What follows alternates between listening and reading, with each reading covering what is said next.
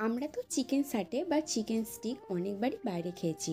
রেস্টুরেন্টে যথারীতি দামটা বেশিই পড়ে, তো সেই একই স্বাদে আমরা যদি বাড়িতে বানিয়ে কেমন হবে ব্যাপারটা বলুন তো? দারুণ লাগবে। তো চলুন, আমি সঞ্চিতা, আপনারা দেখছেন সঞ্চিতার রান্নাবান্না চ্যানেল। শুরু করছি আজকের রেসিপি। আমার আজকের রেসিপি হচ্ছে চিকেন সাটে। তো চিকেন সাটে বানানোর জন্য আমি এখানে বোনলেস চিকেন কিছুটা নিয়ে নিয়েছি, ওই 250 থেকে 300 গ্রামের মধ্যে।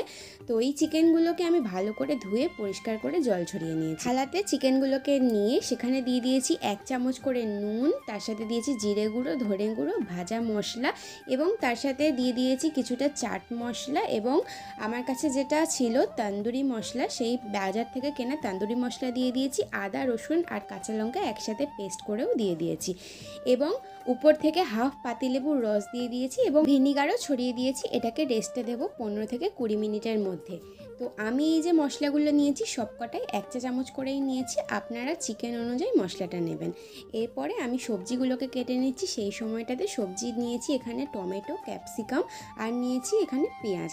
দেখুন আমি কিউব করে কেটে নিয়েছি সবগুলোই। টমেটোর ভিতরে ওই দানা অংশগুলোকে বের করে শুধু ছালটা নিয়েছি, এবং তার সাথে ক্যাপসিকামটাও একই, এবং পেঁয়াজটাও একই পরিমাণেই নিয়েছি।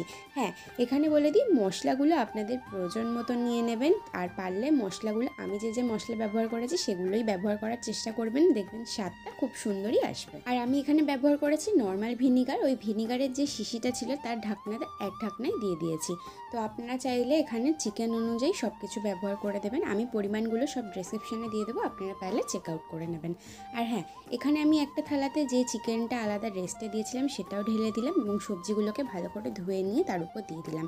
একটা ডিমকে ফাটিয়ে দিয়ে দিলাম তার উপরে। প্রত্যেকটা উপকরণ দিয়ে দেওয়ার পর চিকেনের সাথে খুব ভালো করে মিশিয়ে নিতে হবে, যাতে চিকেনের প্রত্যেকটা কণায় কণায় মশলাগুলো পৌঁছে যায় এবং সবজিগুলোও খুব ভালোভাবে মশলা ঢুকে যায়।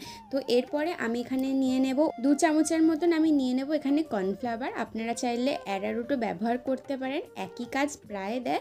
তো 2 চামচ কর্নফ্লাওয়ার দিয়েও আমি এখানে খুব সুন্দর করে মিশিয়ে নেব। খুব সুন্দর করে মিশিয়ে নেওয়ার ফলে খুব ভালো একটা টেস্টও আসে, এবং উপর থেকে কাসুরি মেথি হাতে এরকম করে মলচে নিয়ে আমি আবার ছড়িয়ে দিচ্ছি, এবং এটাকেও আবার খুব সুন্দর করে মিশিয়ে নেব। যত ভালো করে মিক্সিংটা হবে তত সুন্দর একটা টেস্ট হবে।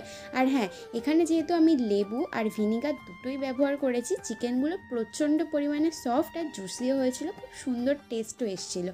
তারপরে দেখুন এখানে আমি এই যে স্টিকটা নিয়ে নিয়েছি। স্টিকটা আগে থেকেই প্রায় 10 থেকে 15 মিনিটের মতন আমি নর্মাল জলে ভিজিয়ে রেখে দিয়েছিলাম, এবং সেটাকে ছেঁকে নিয়ে খুব সুন্দর করে দেখুন স্টিকের মধ্যে আমি সাজিয়ে নিচ্ছি। ফার্স্টে একটা করে আমি এখানে ক্যাপসিকাম দিয়েছি, তারপরে টমেটো, তারপরে একটা পেঁয়াজ, এবং তার মাঝখানে চিকেন দিয়ে আবার একই পরিমাণে যতটা আমার ছিল সব একসাথে। এই দেখুন আমার স্টিকগুলো পুরো রেডি হয়ে গেছে। দেখুন স্টিকগুলো দেখেই কেমন একটা মন কেড়ে নেওয়া ভাব লাগছে। যাই হোক, আমি এখানে ফ্রাইং প্যান বসিয়ে দিয়েছি, এবং তার মধ্যে দিয়ে দিয়েছি কিছুটা পরিমাণে বাটার, ওই 1 চামচের মতন বাটার দিয়ে এবং সাদা তেল দিয়ে আমি এখানে দেখুন ফ্রাইং প্যানটা বেশ ভালো করে ঘুরিয়ে নিচ্ছি। গরম হয়ে যাওয়ার পর দেখুন স্টিকগুলোকে একে একে আমি সুন্দর করে বসিয়ে দেব, এবং বসিয়ে দেওয়ার পর কিছুক্ষণ অপেক্ষা করব যাতে এক পিঠ করে সিদ্ধ হয়ে যায়, এবং এক পিঠ করে আমরা উল্টে দিতে পারি। আর হ্যাঁ, এখানে আপনারা একটা কাজ করতে পারবেন, যেহেতু গ্রেভিটা একটু বেরোয়, তো গ্রেভিটা উপর থেকে আপনারা ছড়িয়ে দিতে পারেন, মানে এই চিকেন স্টিকের উপর ছড়িয়ে দেবেন। সেই অবস্থাতেই নাড়াচাড়া করে নেবেন, দেখবেন এরকম একটা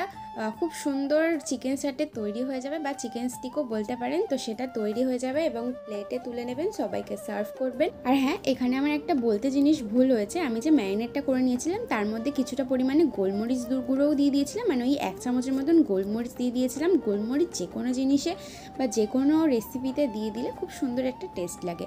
তো দেখুন আমি প্লেটে সার্ভ করে নিয়েছি, এবং উপর থেকে এখানে কিছুটা চাট মশলা ছড়িয়ে দিয়েছি, তার সাথে নিয়ে নিয়েছি টমেটো কেচাপ, এবং আমার চিকেন সাটে তৈরি হয়ে গেছে একদম পুরো রেস্টুরেন্ট স্টাইল চিকেন সাটে। তো আপনারাও বাড়িতে এইভাবে বানিয়ে নিয়ে দেখে নিতে পারেন। চিকেনের সাটেটার টেস্টটা দারুণ আসবে, এবং সবাই খেয়ে ভালোই বলবে। রীতিমতো রিভিউটা আপনারা খুব ভালোই পাবেন। তো কেমন হয়েছে রেসিপিটা আমাকে জানাতে অবশ্যই ভুলবেন না। আর আরও ভালো ভালো রান্নার রেসিপি পেতে গেলে চ্যানেলটাকে সাবস্ক্রাইব করে দেবেন এবং পাশে থাকবেন।